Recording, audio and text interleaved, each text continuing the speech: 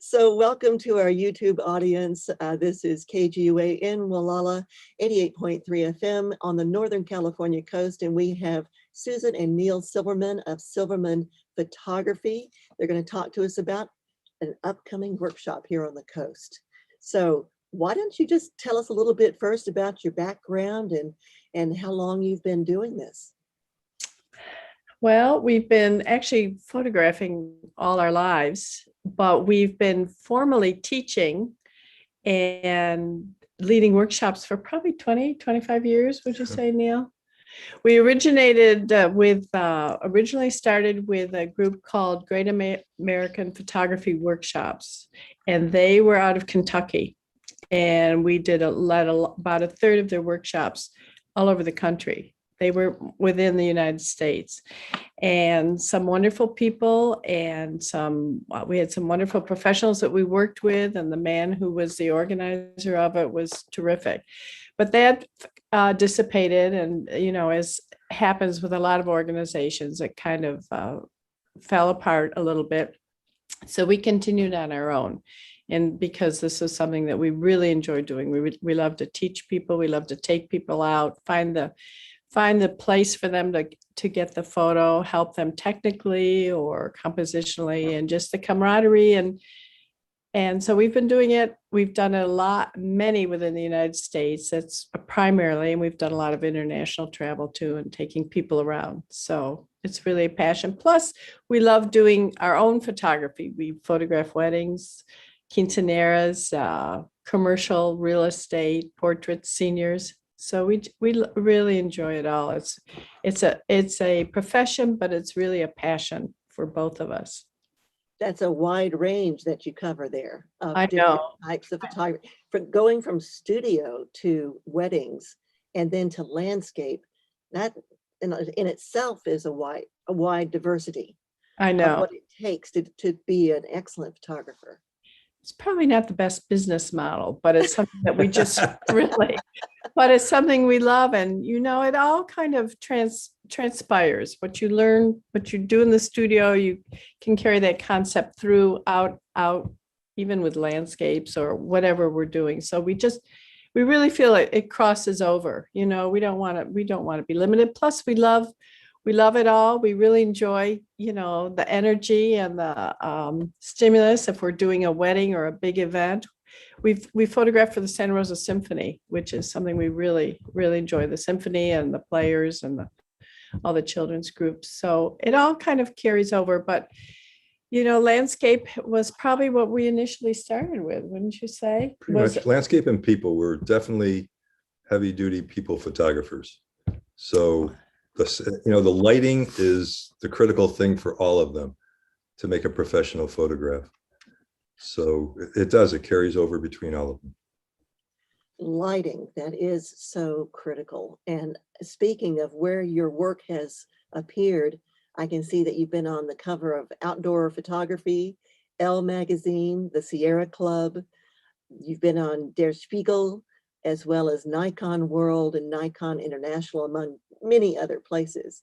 So your work has been published in some of the biggest platforms in the world. And currently you are living in the Sea Ranch, one of the most beautiful places on the planet here in the Wallala Anchor Bay area. We have access to one of the most beautiful coastlines. So what a perfect place to have a workshop. Especially springtime.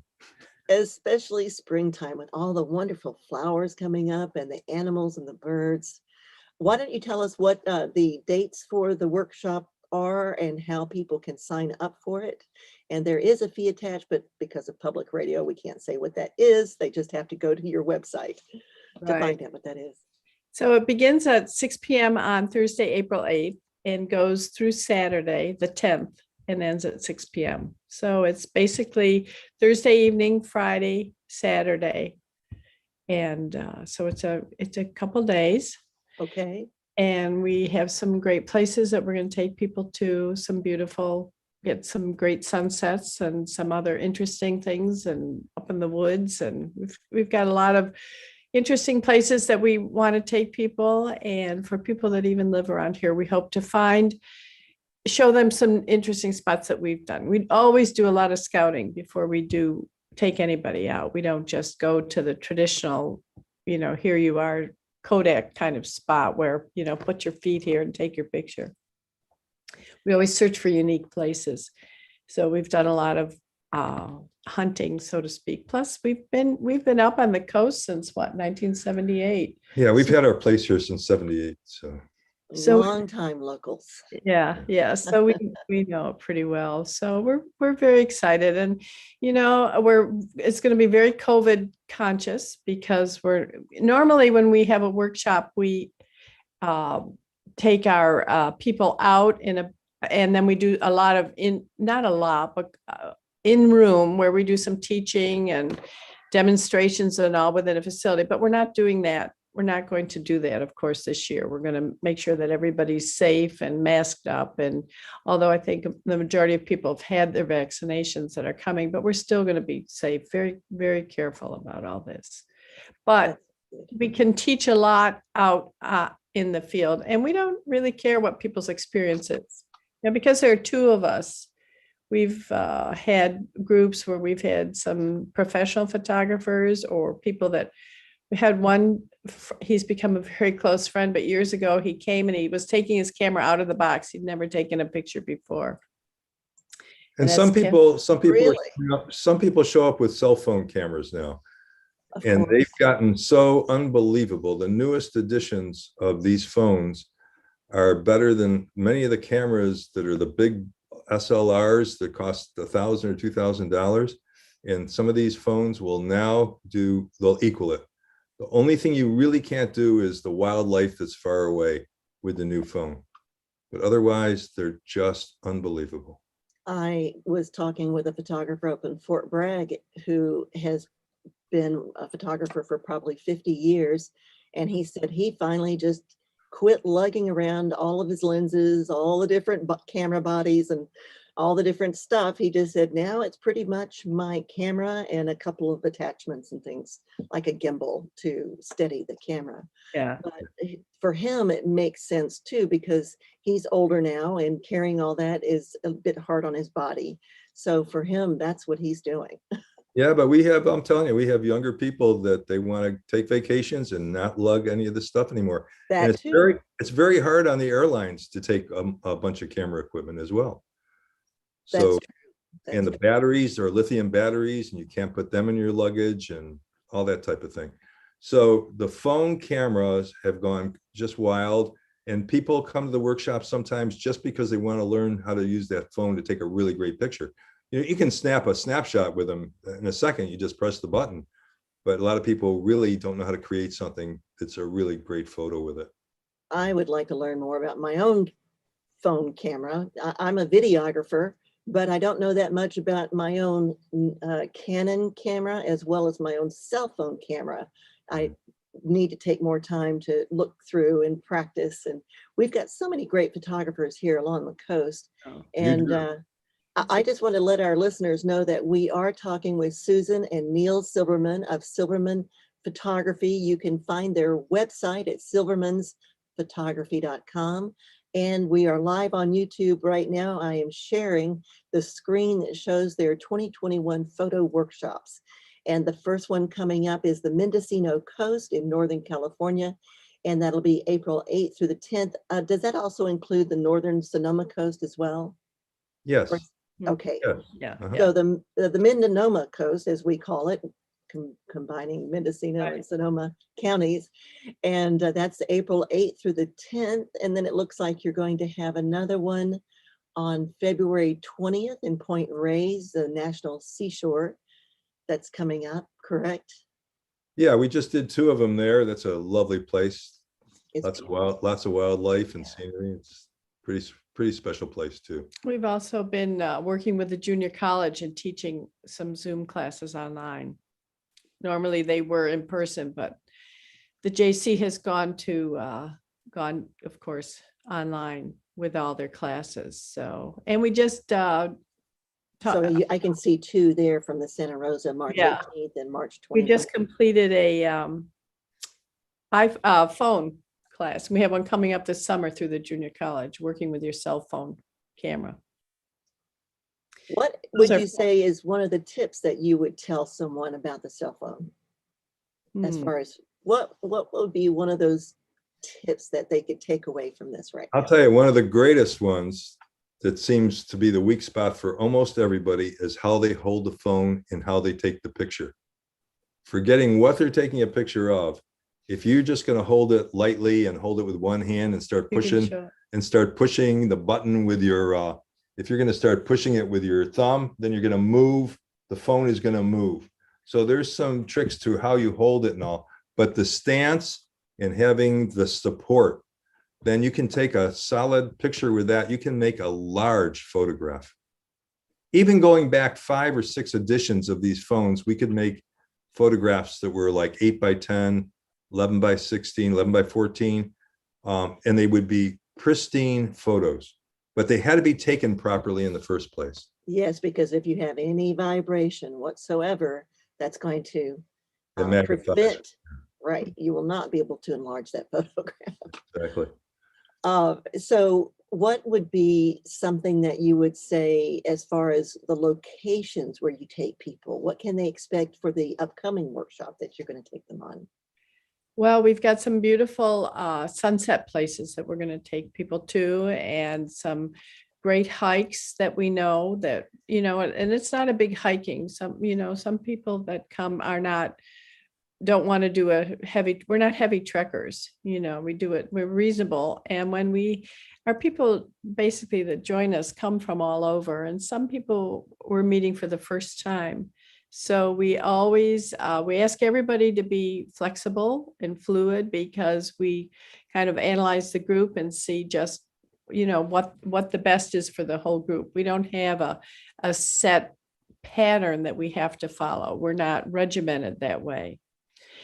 And so what we really enjoy doing too, and hope to be able to do it, and I think we'll be able to do, is we always, when we have our workshops, we don't say, well, we'll meet at such and such and then goodbye, we'll see you later. We kind of keep the group together the whole time. And in the normal times, we have all our meals together. And I think we'll probably be able to picnic and accomplish that, because everybody learns from everybody else. I kind of feel like we guide the group in a sense and are there to help, but people always learn from everybody else who's there. And the camaraderie, there've been some friendships formed that, that have gone on endlessly since then. And so it's really it's a really nice experience, because everybody who comes, we all have kind of a like passion, I want to say, a like interest. And photography leaves very little room for anything negative, other than maybe negative space in your photos. But it's just it's a nice time, and it's a good time. And I think that people were really happy when we decided to do this workshop, and have written to us and said, I need to get out. I need a break, because everybody, this is not to be trite and say what everybody said, what a year it has been. But Yes. this gives everybody a chance to get out and clear their mind and do something that'll be safe, and just break kind of the pattern that we've all been in. Oh, that's a very good point. Break the pattern we've all been in, get a little space, a Yeah. chance to relax a bit and breathe and enjoy a passion. Right. And think about something else, And think think about, about something else. Right. and we have lived through in Santa Rosa the fires for the past few years, of course. And we've had, unfortunately, many friends who've lost everything. Same And here. Chico Paradise yeah, Fire. yeah. And I have to say, if you talk to somebody talks, they say, I lost my photos. That is one of the biggest, Heartbreaking. regrets that, and I know today with the cloud, people feel that they're kind of safe, but there's something too about an album of a wedding, or your children or your grandchildren, or a vacation that you took to be able to have that. And so, you know, as much as photography has become kind of an everyday thing for everyone, because we all have our phones and taking pictures all over and all the time, I think that that it's important that they be good and that they really have meaning rather than just an exercise that somebody goes through of just taking pictures. So that's what we try to do is have people really get something that's meaningful. And Yes. we've seen examples. I mean, we did a wedding a few years ago, and a few weeks after the wedding, the father of the bride passed away. Those pictures, I can't tell you what they mean to them. Right. And a lot of the pictures, when we take pictures of people at events like that, we really look for emotion. And so we've got pictures with the emotion in it. They're just not somebody standing there smiling at you. And they mean so much. They do. They capture that moment in time that you can't get back, but at least you can remember by looking at the photographs. And I want to touch on something you talked about too just then, and that is, you know, really thinking about what you're shooting, because often we find ourselves, well, it's so easy. We can just take so many because we don't have to print them. We don't have to develop them. But then that gets to be overwhelming too, because then you've got to go through all of that. And so it's kind of like almost retraining that habit we've fallen into of That's so true. not just shoot, think about it and plan it. You Right. know? And have come away with something meaningful. Mhm. And, you know, and these are trigger points for memories too. You know, if you spend your time taking that, and years later, when you come back and look at that, it brings back all those memories of the event or the place that you were. You know, we have, by the time most of us get along, and even when we're younger, you have had so many experiences, but if you have those pictures and they're good and well done, it really opens up the door in your mind to release all those memories of where you were and what you were doing. Let me ask you how many people typically attend one of your workshops? Let's say like this one that you're going to have here on the North Coast. Well, because of the COVID situation, we're keeping them very small. So we'll probably have half a dozen people with 2 instructors. And then when we're doing them live without COVID, we can have a dozen people, that type of thing. And if we ever have more, sometimes we'll have more, but we'll bring in a 3rd instructor. So, And since people, some of them are coming from outside of the area, maybe all of them, there might be some locals that would attend, but a lot of them will be perhaps from outside the area. What kind of advice can you give to them as far as where to stay? Where could they fly into if they're flying in? Any tips about driving in, those kinds of things? yeah, of course, when we talk about driving, we always tell people to take the high road, the Myers grade, because we don't want them going off the cliff or getting car sick coming up. So we really recommend that. And the motels, there's several motels around that are very COVID conscious, and we're really, because we knew that was the situation, that's when we decided to do the workshop. When we saw how they were treating their facility and the people that were coming in. You know, we think, well, all has been really amazing that way, because, and we've spoken with some of the managers of the motels and some of the rental agencies, and, you know, we know they leave those rooms dormant after somebody's left, and then they clean them and clear the space and have reduced their capacity. So we're very comfortable having people come. You know, we just really are impressed with the way this area has respected the COVID virus. Yes, I've had to do a little just local traveling. Like I had to go to Ukiah just recently, and on my, well, it was actually Willits, but on my way back, I just stayed in Mendocino, and I was very impressed about how clean and organized everything was where I stayed at the Agate Cove Inn. And then other places I've had to go, or Santa Rosa. I got caught down in Santa Rosa last week and had to stay at a hotel there. But everybody, and this is my first foray in about a year to stay in a hotel. So I was very concerned, but I was very impressed with all the steps that people are taking to ensure your safety in that capacity. Right. And I Right. think it's even just as strong or maybe even stronger up here. I mean, I think I'm very impressed with how Walala is handling everything. And some of go ahead, if you wanted to even mention some of the names of the hotels here in the area that you might recommend. Well, there's the hotels and there's also the restaurants, I think, are starting to do a great job They are. following all those regulations, and it's pretty tough on them. And your grocery stores, I mean, there's somebody out there cleaning those carts and you see them doing it. Yep. You don't see that in Santa Rosa. No. So I'm pretty proud of what they're doing in Gualala. Yes, we've got Surf Market, we've got the Walala Supermarket, we've got the View Restaurant, we've got Cove Azul, Trinks, up in Anchor Bay, we've got the Thai Kitchen, and then we also have Sweet Life Bakery, which has vegan and vegetarian here in Walala. Lots of different options for that, for food, as well as our hotels, the Breakers Hotel, the Surf, I believe it's called the Surf Motel. Right. The Surf Motel and the Sea Cliff. And the Sea Cliff. Beautiful place. And they're all I think they're St. Oars. Right, St. Oars, yeah. Right. That's a classic here.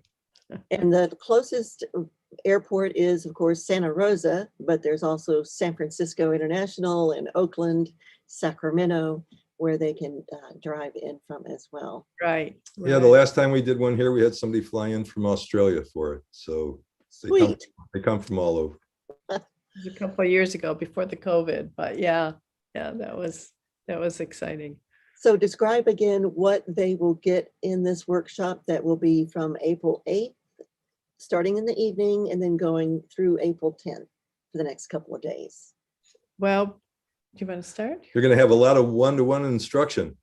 Great. There's going to be somebody looking in the viewfinder when they want them to and taking them to great places. And there's a possibility we'll do some review or critiquing of their pictures. We'll see how that works out, if we can manage that or not with the outside. But pretty much taking them and showing them how to take a great picture. And it's much more than just which button pushes it. You can give her a good analogy of somebody cooking with the range. Oh, it's like if you're at someone's house and they'd serve you a wonderful dinner and you say, wow, that was great. You must have a great oven. It's not about the oven. It's about the person who cooked the dinner.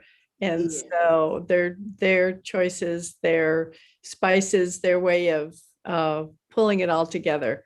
So that's what we feel about with photography. So I guess we're showing them some of the spices. The camera's irrelevant in a sense, logistically we help people get through it, but we hope to expand people's horizon and their vision and their inspiration and just get them so they're really, I mean, the vision is so critical, and that's what we try to help people with, because we can see people come with $30,000 worth of camera gear and somebody else has a $200 point and shoot or their cell phone, and they can take the much better picture. And the group that we used to teach for, the Great American Photography Workshops, used to have a contest every weekend. And even back in the film days, when you would give everybody a roll of film and they would all hand it in, you'd get them developed, and then they'd go through, pick out what they liked best, and then put it in for the contest. Sometimes the person with the smallest, cheapest camera could win the contest, and the prizes were enormous. They were incredible prizes, sometimes $1,000 or more for a first prize. Nice. Can you imagine the people with $30,000 worth of camera gear and watching this person go up with their point and shoot camera winning it? But they knew how to look and see and not just walk up and snap and take a snapshot all the time. Yeah. So, and some people innately have that eye, that creative eye and that ability to see, but other people we feel sometimes we can awaken that eye. Oh, I like that. Awaken the eye. Awaken the eye. Nice, because it really is how you frame your shot. and how you see it. Neil reminded me of this woman, Fran. We had this wonderful woman we'd met back in northern Arizona, and she took us into some beautiful old ruins, native ruins they were gated off, but she was kind of a caretaker and had the keys. So she took us in to see them and take some photos. And she was an artist. She was kind of self-taught, I admit that, but she loved to paint. She had some beautiful paintings. But by the time we got through, we spent the whole day with her. And when we got through, and she became a wonderful friend, but she said, I never saw the light before till I was with you. She said, now I understand the light and how it would affect her painting from then on. So I thought that was interesting. What a beautiful way to also end our show today on those words alone. We are at the end of the hour, but I just want to let people know that we've been on YouTube for this past hour. And right now, if you can see, we're showing their website, silvermansphotography.com, and their Mendocino Coast Photo Workshop also includes the North Sonoma County coast as well. We have beautiful redwood forests, ferns, and beautiful coastline with the surf breaking over these amazing rocks that we have along our coast, and the seals and the wildlife that we have here. So those are some of the places that you're going to be able to take people on this workshop. You got it. Yeah. Great. Thank you. And it's April 8th through April 10th, and it starts at 6 p.m. on April 8th and then goes the next couple of days. What hours? Just let us know that again. Well, it ends Saturday at 6 p.m., but basically it's going to be from early till late. Early to late. It's a real adventure, an all-day adventure, both days. Well, you are listening to KGUA in Walala 88.3 FM. We've been talking today with Susan and Neil Silverman of Silverman's Photography, and you can see their website at that address, silvermansphotography.com. And is there an email address that you wanted to leave with anybody, or just tell them to go there? Sure. It's like our last name, silverma@sonic.net. Great. Thank you so much for joining us. Thank you. You're Thank you great. very much. I'm impressed with the way you handle all your YouTubing. Oh, you're welcome. We learned a lot this past year. That's very great. And I hadn't known about the YouTube. We listened to the show a lot, but I hadn't ever looked at the YouTube. And I did the other day, and I saw that one with you and Paulina, and I thought it was pretty special. Well, thank you very much. And thank you both for joining us. All right. Today. Take care. Be well. Bye. Thank you. Bye-bye.